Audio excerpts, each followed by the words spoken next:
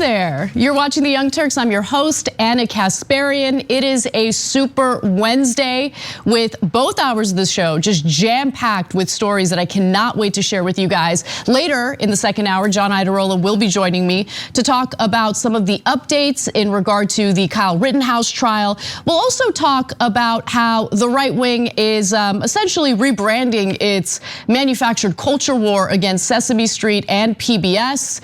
I've got my side pony because it's good to have that when you're talking about Republicans being nothing more than one-trick ponies. So it's gonna be a great show. In the bonus episode today, super producer Aishwarya, one of the people who I would not be able to do this job without, will be joining me for a discussion.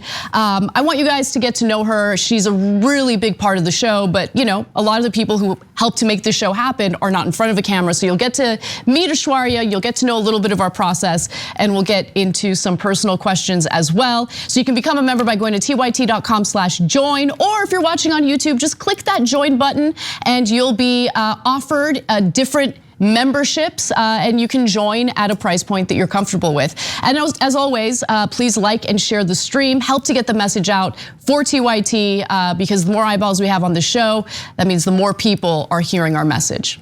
Without further ado, why don't we get to our first story today? Because I want to continue discussing just how corporate media tends to frame things in a way that denies reality while simultaneously helping corporate interests, okay? Helping the very business interests that want to do away with any policy that would actually materially benefit your life. We need to know one thing, and it's an important thing to suss out. Is the corporate media incompetent, or are they just plain evil in the way that they frame any type of negotiation regarding social spending?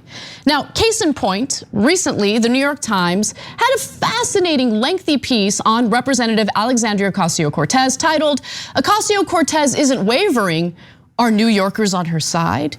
And the sub headline there is, by voting no on the infrastructure bill, Representative Alexandria Ocasio-Cortez set off a fierce debate, including among city residents eager to see the subways improved.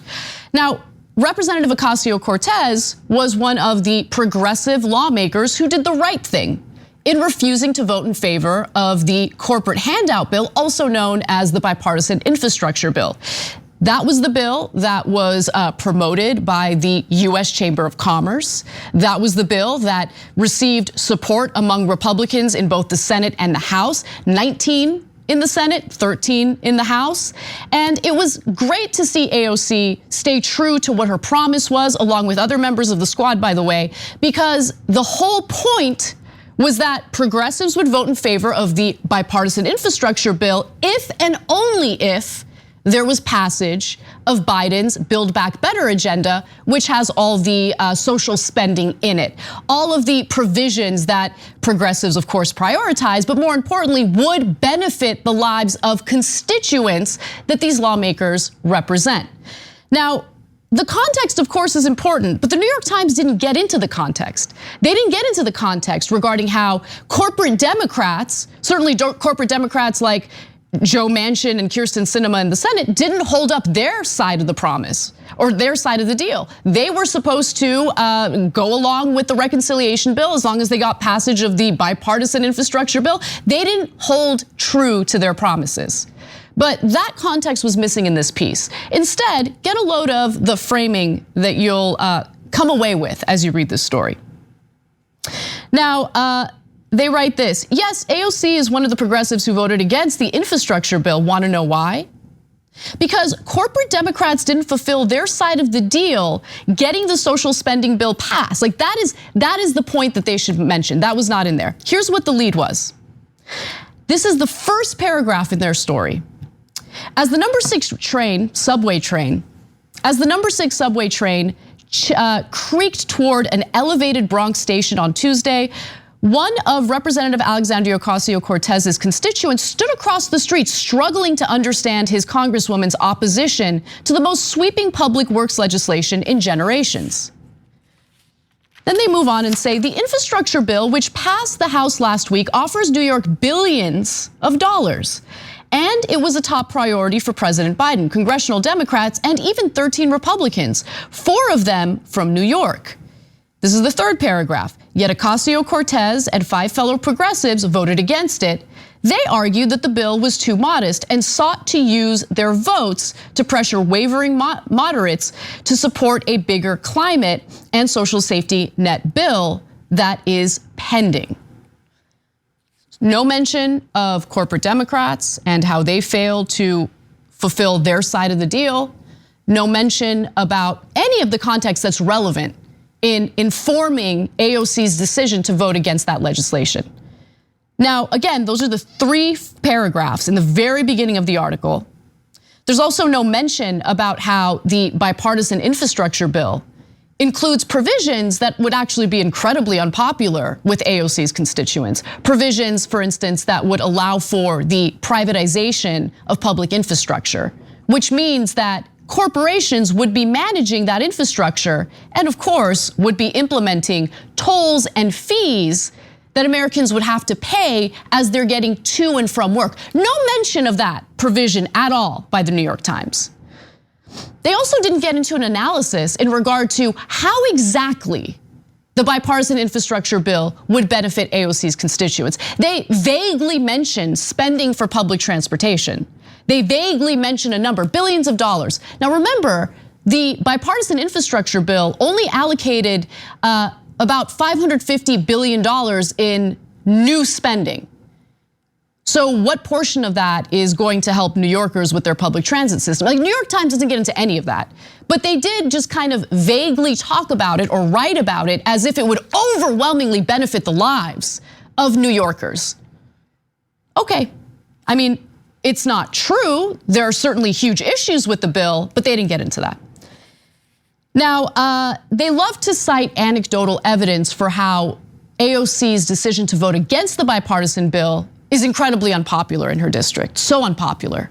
Now, did they provide a representative poll to make that point? Because, a representative poll of the constituents in that district would give you a better idea of whether or not her constituents disagree with her decision. They didn't do that. But they're like, oh, let's just find some people in New York in this district who didn't like her vote.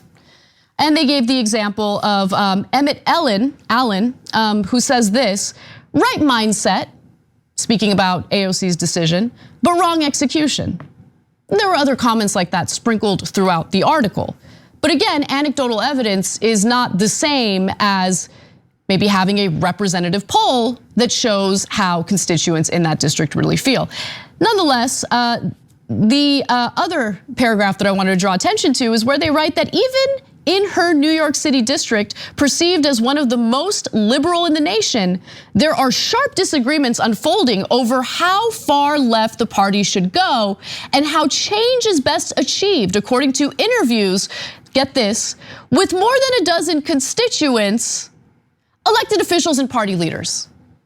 Oh, fascinating. So what percentage of the dozen or 3 dozen people that you talk to represent her constituents? Because there's a lot of people mixed in that group of interviews. You've got some constituents, but then you have, elected officials and party leaders. I'm guessing elected officials and party leaders who have probably been pretty transparent about the fact that they can't stand the progressive wing of the Democratic Party.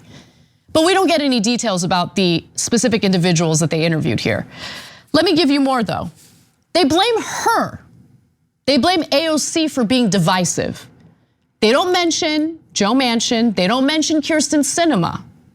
They don't mention the fact that Sinema would literally run away from her own constituents as they're trying to ask questions about legislation that she purported to support, and now all of a sudden has completely abandoned her base on.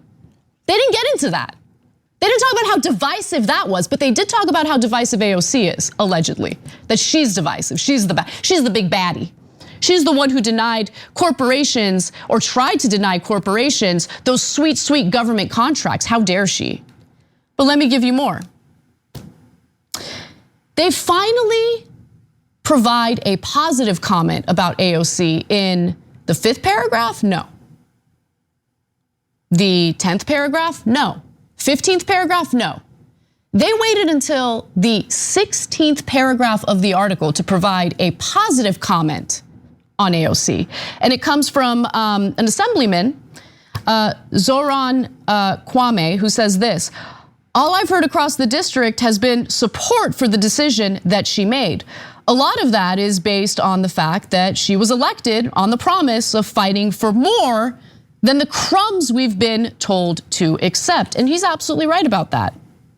And then my favorite part about this piece is how the New York Times decides to conflate AOC's constituents with the business community, going so far as to include the Chamber of Commerce in the same sentence as her constituents. Here it is. They write, some constituents, business leaders, and elected officials say that day to day she is not always accessible. Ideology sometimes has to go out the window when it comes to bringing home the bacon, says Thomas Gresh, the chief executive of the Queen's Chamber of Commerce, who said he has never been able to successfully schedule a meeting with the Congresswoman. By the way, that speaks very highly of AOC. Look, I will criticize AOC when I think she deserves the critique. Not taking up a meeting with the head or the VP of the Queen's Chamber of Commerce is something I can get behind. Go ahead and cry more, Grish. But I'll give you more from this piece. Again, there's no mention of how Manchin and Sinema didn't uphold their part of the deal.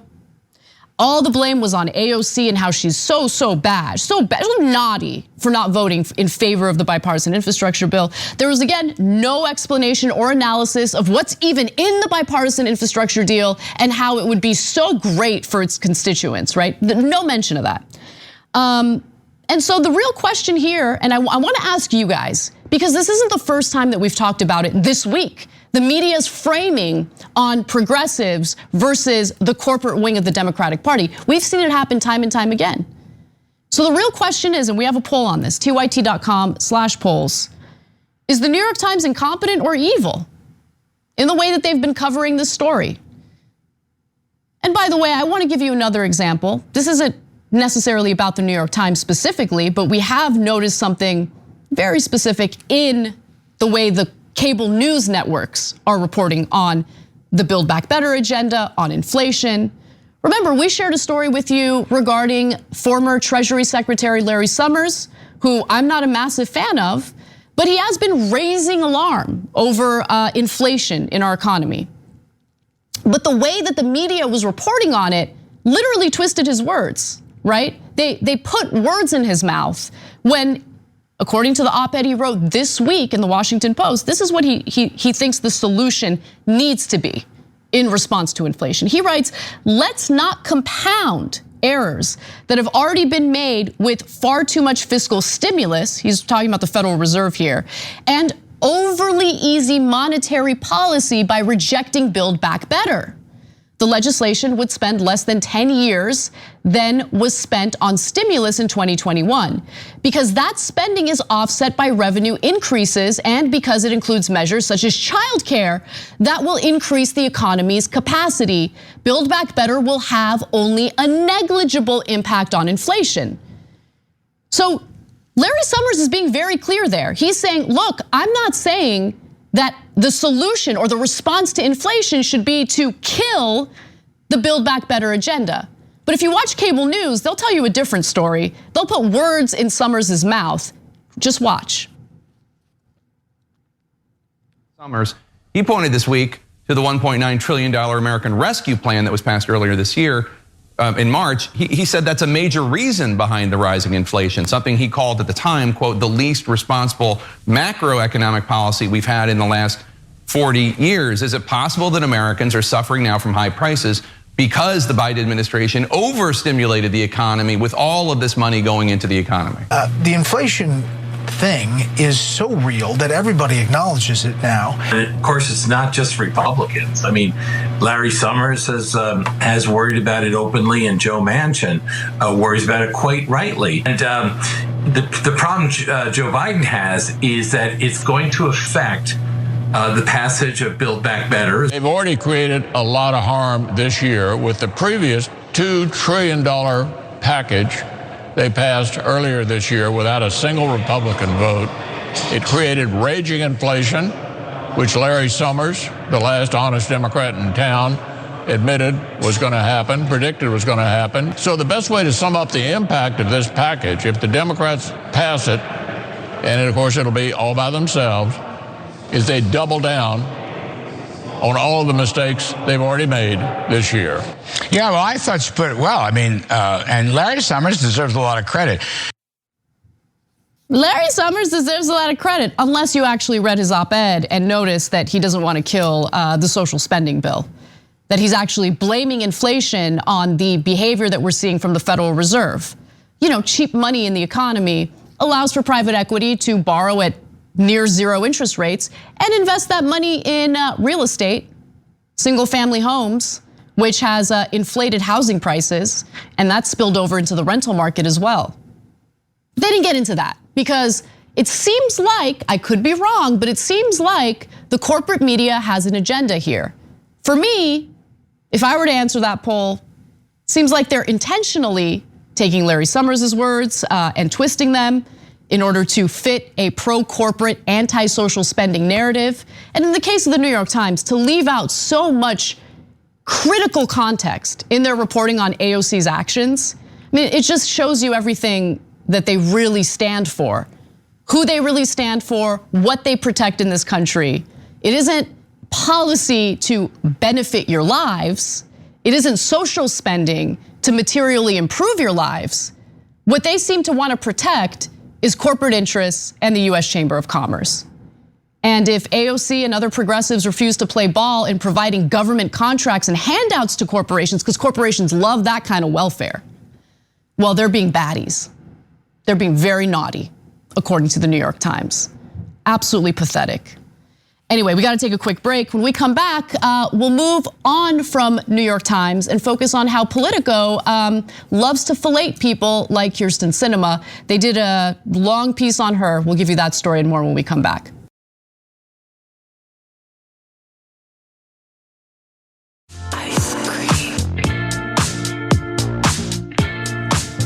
Welcome back, everyone. You're watching TYT, and I'm Anna Kasparian. Let's get to our next story. Politico, of all places, Politico has decided to publish a complete and utter fluff piece on behalf of Senator Kyrsten Sinema, someone who's done quite a bit of damage to herself in regard to the Democratic electorate or Democratic constituency in her own state of Arizona. In fact, if you poll Republican voters in the state of Arizona, only about 40% of them have a disapproval of her job performance. When you look at other Democrats in that state, the number jumps up to 75%. I give you that number because Kyrsten Sinema standing in the way of passing Joe Biden's social spending bill, which would provide paid family leave, which would call for lower drug prices, which would, do things that would really improve the lives of Arizona. She stood in the way of that. And now here comes Politico to essentially do positive PR for her and to completely ignore how her political corruption is what really motivated her behavior. So let's get to it.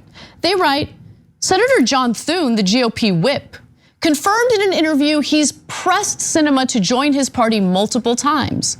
But Sinema's goal in an evenly split Senate isn't to toss away Democrats' majority. Despite enduring months of criticism from progressives on her policy positions, rock solid protection of the filibuster, and yes, even her fashion choices.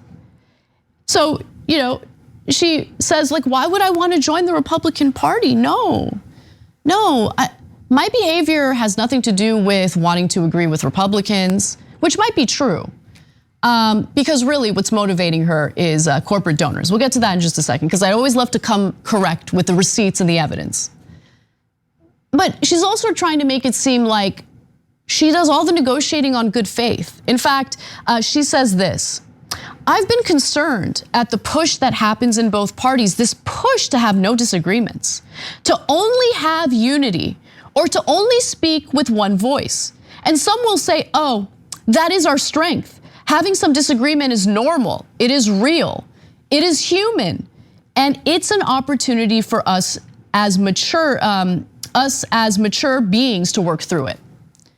Yeah, but how about answering questions from your constituents in regard to abandoning them on key policy issues that you campaigned on? She claimed that she wanted to raise the federal minimum wage. She claimed to really, really care about responding to the climate crisis appropriately. I mean, that was actually one of the main things that she campaigned on. She also was a Ralph Nader supporting progressive at one point who claimed to be concerned about forever wars. She claimed that she wanted corporations to pay their fair share in taxes. Now all of a sudden she's changed her opinion on all of that. Did Politico ask her why? No. Did Politico challenge her narrative here where she's pretending to be negotiating on good faith? No, they didn't challenge it at all. It was just a giant fluff piece. I mean, the way that they decided to fillet her here is honestly incredibly shameful. And I wish I could ask these reporters, do you feel good about, like, how do you feel after you put out a piece like this? Do you recognize that you're not really doing journalism here, that you're providing a fluff piece and a positive PR article for Kyrsten Sinema? They probably told themselves all sorts of stories about how they're doing the right thing here. But they're giving their readers one side of a story coming from the very person who has a personal interest in rehabilitating her image. But let me give you more. She decided to criticize Democrats for having a bold vision for this country. In fact, she says that she will criticize her party for its complicity in setting unachievable, sky-high expectations, just like the Republicans who promised to repeal Obamacare under former President Donald Trump. You know, the difference is repealing Obamacare was unpopular, but the policy proposals coming from progressives and the Biden administration poll really, really well. There's a big difference there, but let me continue. A $3.5 trillion social spending bill, sweeping elections reform, a $15 an hour minimum wage, and changes to the filibuster rules were always a long shot, with Sinema and Manchin as the definitive Democratic votes in the Senate. Oh, was it always a long shot, Politico? Why? Why was it a long shot with Manchin and Sinema? Can you get into that? What are the motivating factors here? What is persuading them to vote against legislation, to vote against policy that their constituents overwhelmingly support? Can you get into that? Can you challenge her narrative here? No, they didn't do it at all, but let me continue. They then quote Sinema as saying this in regard to the Democratic Party. This is so rich. You're either honest or you're not honest. So just tell the truth and be honest and deliver that which you can deliver. Kyrsten Sinema, who is now on multiple videos running away from her own constituents because she doesn't want to answer questions about her corporate corruption, telling us about honesty, like, it's so rich to hear anything regarding honesty from her. But she's very bold, very brave. Let me give you more. The fact checks never happened in this piece. So you should read it for yourselves, don't take my word for it. They just allowed Sinema to say whatever she wanted to say, and they took it at face value. They provided no context, no fact checking. And I do want to maybe help the Politico reporters out a little bit, because look, I get it, this job is hard. Sometimes we get things wrong, sometimes we miss things. We were covering Sinema's corruption for months. In fact, why don't we go to this video of Sinema telling everyone about her corruption herself. This is while Sinema was speaking before the Chamber of Commerce, and she just loves being in tune with the business interests. Let's watch. The way I make decisions on behalf of Arizona and for our constituents is by listening to the business leaders who will be impacted by these decisions. I can tell you that many Arizona businesses have already reached out to my office, and I know have discussed the concerns that they have with the PRO Act with some of the folks who are on our call today. We are watching carefully because some of the PRO Act provisions, especially in regards to the worker classification test for independent contractors, could become a part of other legislative ideas. So I would ask all the members who are joining us today to please stay involved with my office and help me by sharing information about how this would impact you and your company so that I can go back to Senate leadership and folks on both sides of the aisle to discuss the concerns that Arizona businesses have. This is at the US Chamber of Commerce. These are business interests that do not want to pay more in taxes. And she's just brazenly saying, make sure you guys are hitting me up. Reach out to my office. We'll talk. Because that's how I prioritize things. That's how I make decisions about legislation. And you know what talking really means. In fact, if you don't know what talking really means, Politico, let me help you out with that as well. Here's another video we did on Kyrsten Sinema and the pharmaceutical companies corrupting her. And remember, the Build Back Better agenda initially had a provision that would allow for Medicare to negotiate drug prices directly with pharmaceutical companies, allowing for lower drug prices. We pay 2 to 3 times more for pharmaceutical drugs in the United States compared to other developed countries, right? So doesn't it make sense to support a provision that would allow for Medicare to negotiate drug prices? No, Kyrsten Sinema was against that. Why was she against it? Well, she loves that sweet, sweet cash from pharmaceutical companies. Let's watch. Sinema formed a congressional caucus, by the way, to raise awareness of the benefits of personalized medicine in February. Then soon after that, employees of pharmaceutical companies donated $35,000 to her campaign committee. Now, it doesn't stop there. I want to give you specific examples. Amgen gave her $5,000. So did Genentech and Merck. Sanofi, these are all pharmaceutical companies. Pfizer and Eli Lilly all gave $2,500 each. Each of those companies has invested heavily in personalized medicine, which sounds great, right? Except it promises individually tailored drugs that can cost a patient hundreds of thousands of dollars. Absurd. And also, it's worth noting that for the 2019 to 2020 election cycle through March, this isn't even when she's running for re-election, political action committees run by employees of drug companies and their trade groups gave her $98,500 in campaign funds.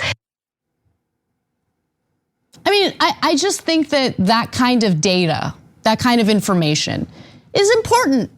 It's important to provide that context for your readers. No? Am I wrong?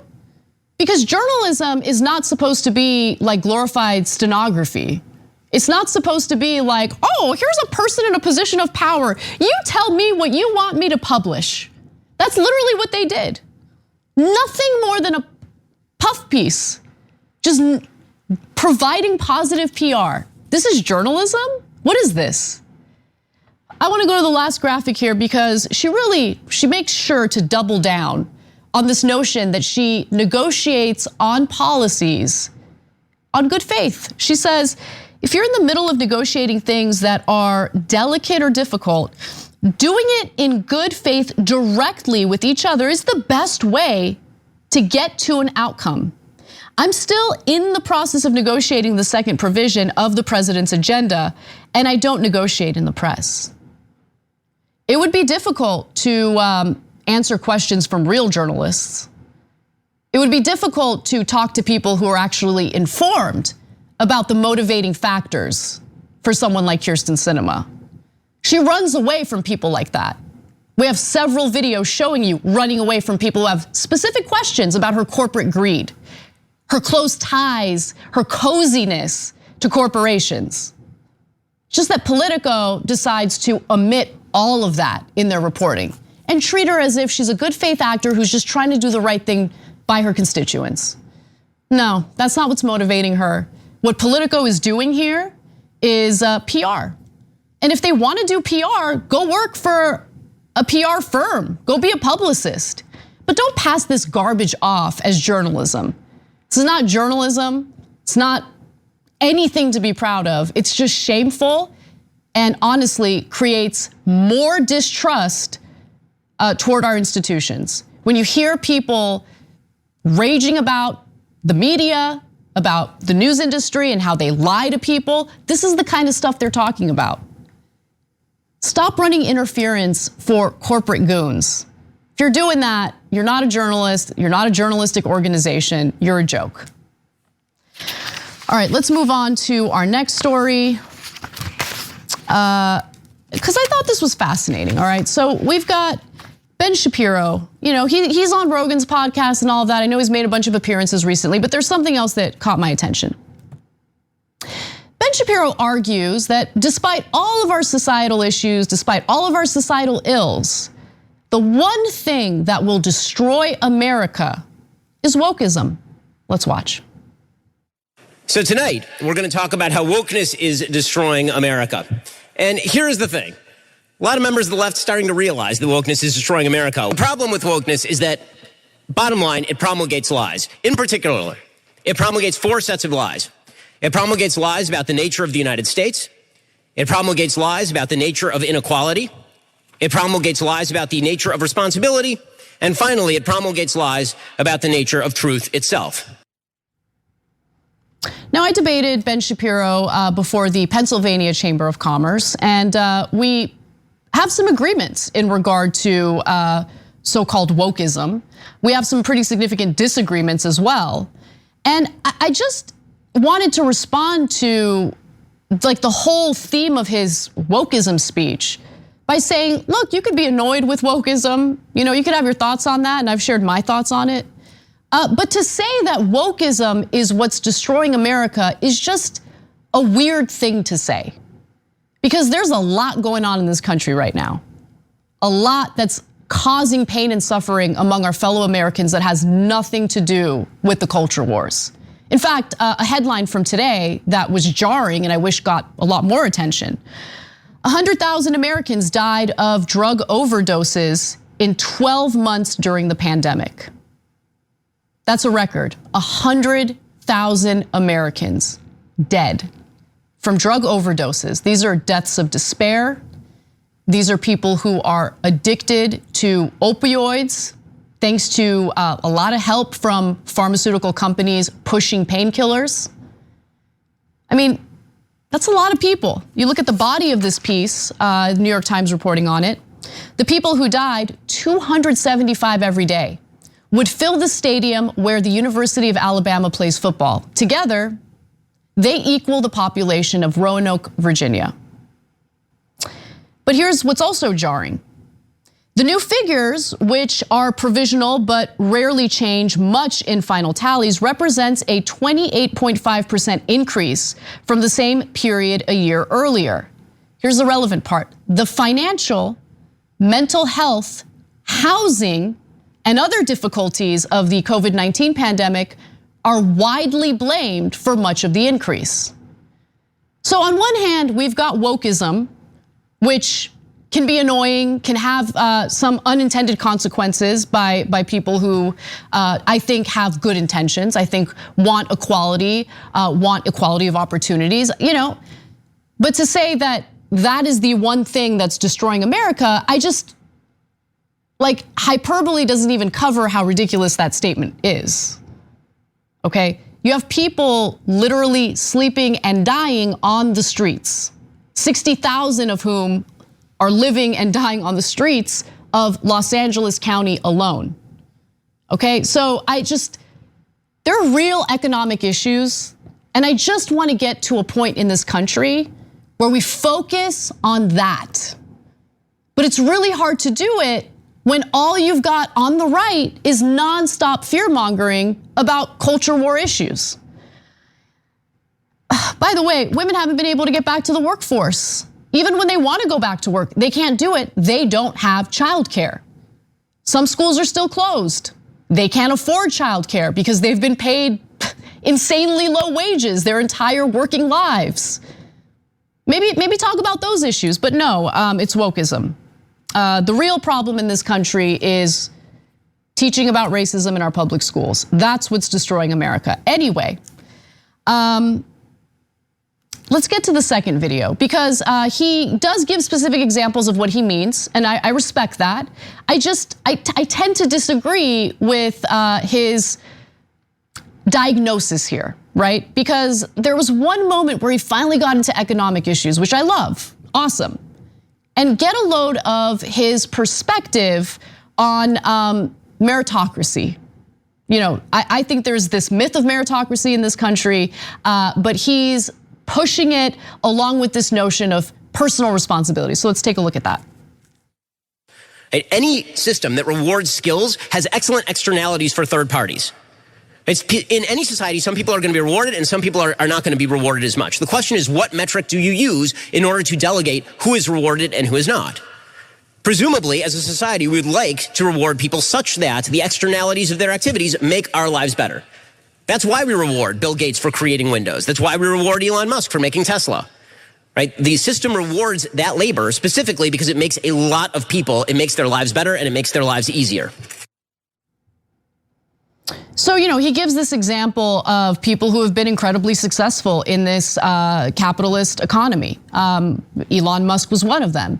But to leave out how much government aid people like Elon Musk have taken advantage of, I think is unfair and wrong. So for instance, here's just one headline. This is coming from TechCrunch on June 23rd of 2009.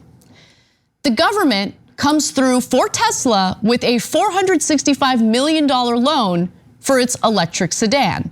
But by the way, that's just one example of the government coming to the aid of Elon Musk. I'm curious to see how Elon Musk would perform without all the help he got from the federal government to launch his business and to sustain his business. Let me give you more. This is from the New Republic.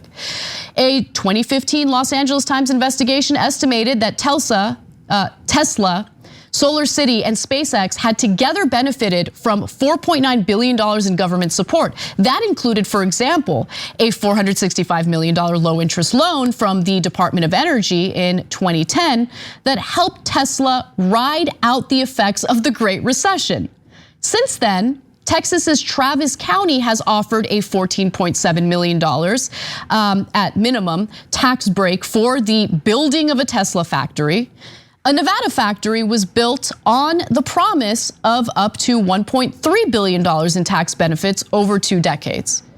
So listen, if you want to commend someone like Elon Musk for being a visionary, for having ideas that were revolutionary, you want to make that point, that's fine.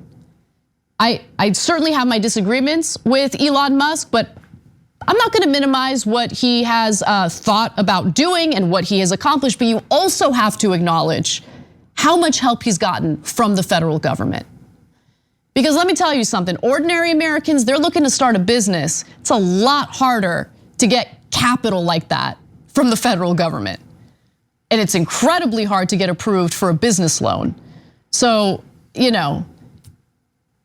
it's that saying, like people who think they're, people who are like born on third or second base and they thought they hit a double. I mean, it's just another example of that. Just be honest about how the government plays a role in not only subsidizing these private companies, but more importantly, in providing the seed money when they try to get these ventures started. And that's certainly what happened with Tesla.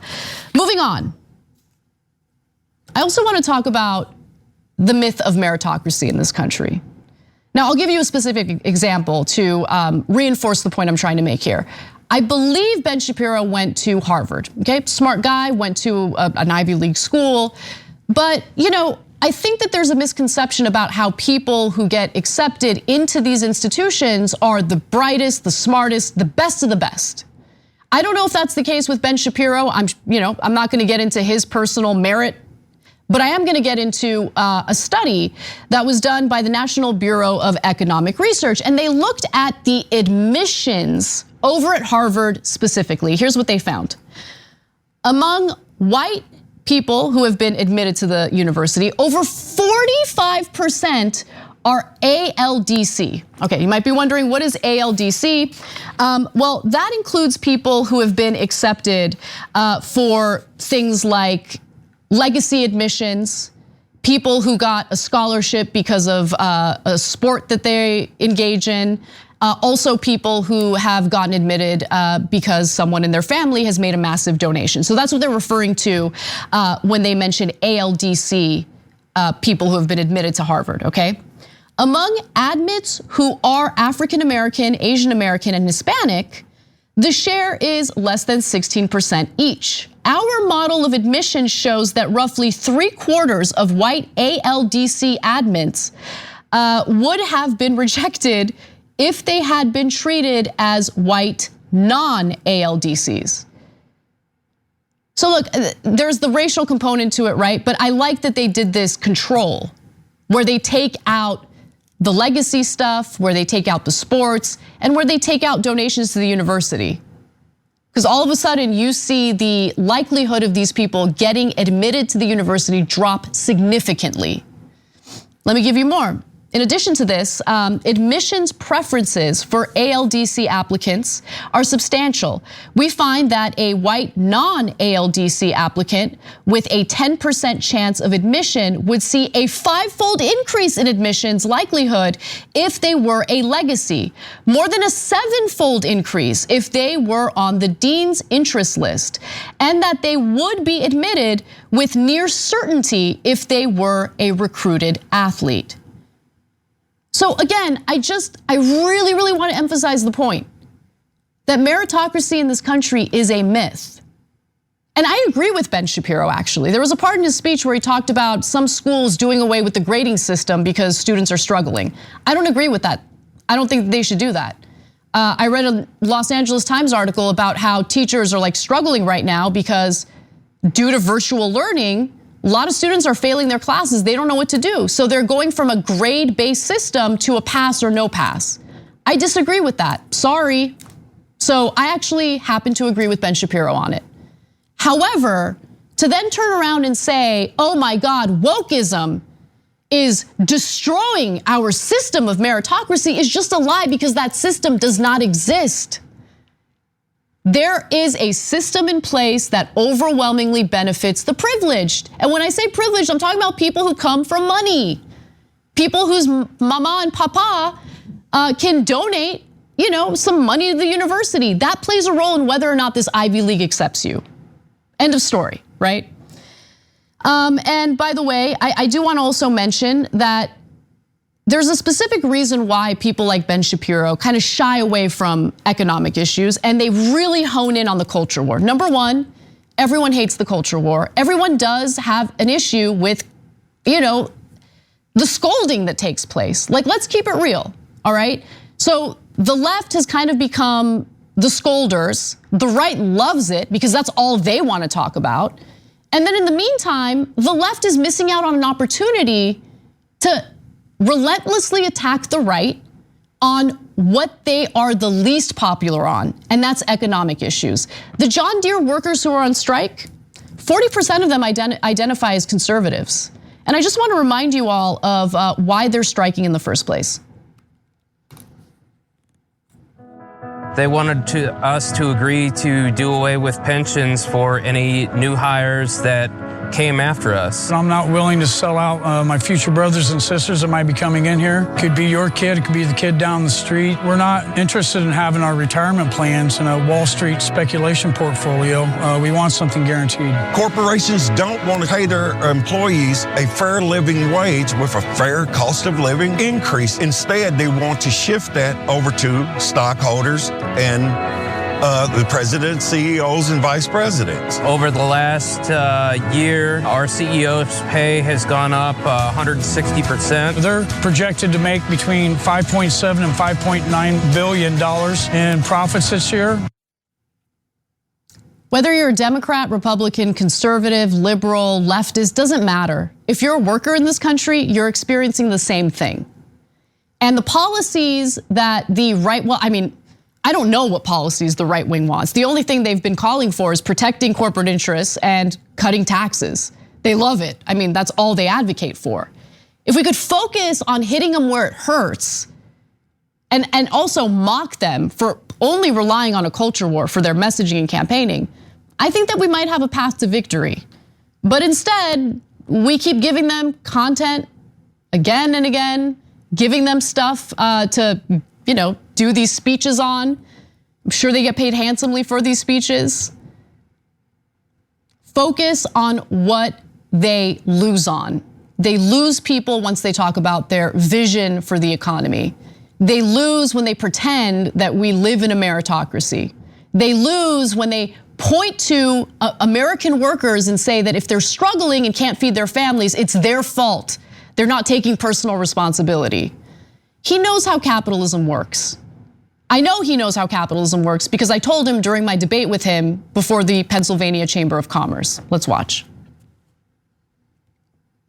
As an employer, right, it's not that you have to be awful to your employees, but you have a fiduciary responsibility to your shareholders to return, to provide a return on their investment. That's literally like it's baked into the system. That's true. And so as a result, I mean, what's the most expensive cost within a business? It's always labor. It's always labor. So when we talk about exploitation, right? Exploitation always makes it seem like you're actively brutal and awful to your employees, which in some cases that does happen, but it doesn't even have to get that far. The whole point is to extract as much labor for the lowest possible price. That can only happen in order to increase profits and provide a return of investment to your shareholders. That's just the way the system works. That's right. That is just the way the system works. And he knows it. And he'll say, no, the system works fine because, companies need to compete for labor. And when they compete for labor, that's when they increase wages. But pay close attention to how they're talking about the labor shortage right now. But more importantly, pay close attention to how they're talking about inflation right now. Oh, these higher wages, it's translating to inflation, these higher wages, because they don't want you to get paid higher wages. Hit them where it hurts, guys. It's easy. We just need to stay focused. All right, we got to take a break. We'll be right back.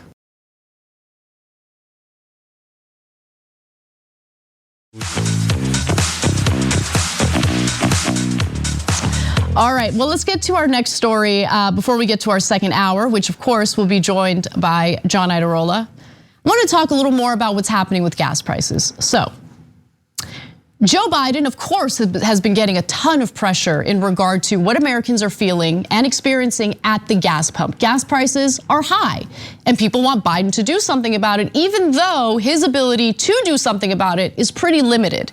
So Biden is now asking the head of the Federal Trade Commission to do an investigation on whether oil companies are illegally increasing the prices of gas, right, at the pump. And so that's an interesting tactic, right? An investigation into oil companies. I mean, I'm always down for an investigation into oil companies. However, it misses the main point, which is there is throttled oil production right now, specifically to spike prices at the pump. That's what oil producing countries are doing on purpose. So let's just be honest about that.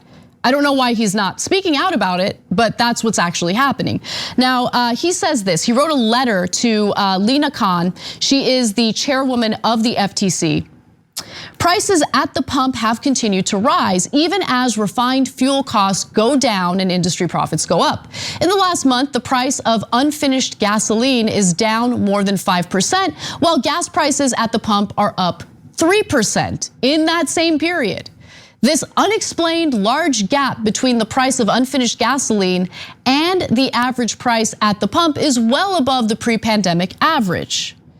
And he also notes that two of the largest oil and gas companies in the United States are on track to nearly double their net income from 2019. So they're doing pretty well. But part of the reason why they're doing so well is they can limit the production of what we need, right? Of petroleum. Limit it. And if you limit it and you have higher supply, well, then you'll get an increase in prices. Essentially, they're manipulating the market. Now, let's talk about OPEC. I've talked about OPEC with you guys before, but here's what's happening. And I commend The Hill for including this context because many media outlets have just completely ignored this. Here's what's really going on. Many of the factors impacting gasoline prices, such as global oil production, are out of the president's control. Currently, a group of oil-producing countries and their allies, known as OPEC Plus, are steadily increasing their oil production, though the United States has urged them to do so more rapidly. Now, Saudi Arabia is being particularly difficult in responding to Biden's request to produce more oil. I would venture to say, this is just speculation, that Mohammed bin Salman probably is not too friendly toward Biden these days. Biden did conduct an investigation into the slaughter of Jamal Khashoggi, who was, of course, murdered because Mohammed bin Salman ordered it. Now, Biden didn't do anything after he conducted that investigation and had the findings. He just decided to let it go. But I'm guessing the investigation itself and the findings of that investigation didn't make Mohammed bin Salman so happy. But look, putting that aside, even if it's not a retaliatory thing being conducted by Saudi Arabia, oil-producing countries want to make money. They want to make money that they missed out on in the beginning of the pandemic. So of course they're going to manipulate the market by holding back production. But this wouldn't even be an issue if we weren't dependent on fossil fuels, right? If Democrats like Joe Biden, for instance, focused on pivoting toward renewable energy decades ago, instead of sucking up to corporate interests, instead of providing oil companies more government subsidies, maybe they should have focused on developing renewable energy in this country and getting us off of oil dependence. That would have been pretty nice. Then we wouldn't be struggling with persuading other oil producing countries to help us out. Also, maybe some of the oil that we produce in this country shouldn't be exported to other countries if we want to lower, gas prices in our borders. I don't know, just a thought. We also have oil reserves that we could tap into. But again, these are short-term solutions. The long-term solution should be renewable energy, moving toward electric vehicles. Now, there's been some movement on that by the Democratic Party, but obviously they didn't move quickly enough. All of that stuff should have been fought for aggressively, and it should have been accomplished so we wouldn't find ourselves in the situation we're in today. But it is also important to know how this system works and why we're seeing higher gas prices at the pump. It's not because we have more social spending in the country. It's not because there's increased demand, but production has been the same. No, there might be a little more increased demand. People are traveling more, certainly. But there's manipulation also happening because of the OPEC plus cartel holding back production. That's what's really going on. All right, we gotta take a break. When we come back, John Iadarola will be joining me to give you some updates on the Kyle Rittenhouse trial and more. Don't miss it, we'll be right back. Thanks for listening to the full episode of The Young Turks. Support our work, listen ad-free, access members-only bonus content, and more by subscribing to Apple Podcasts at apple.co/TYT. I'm your host, Cenk Uygur, and I'll see you soon.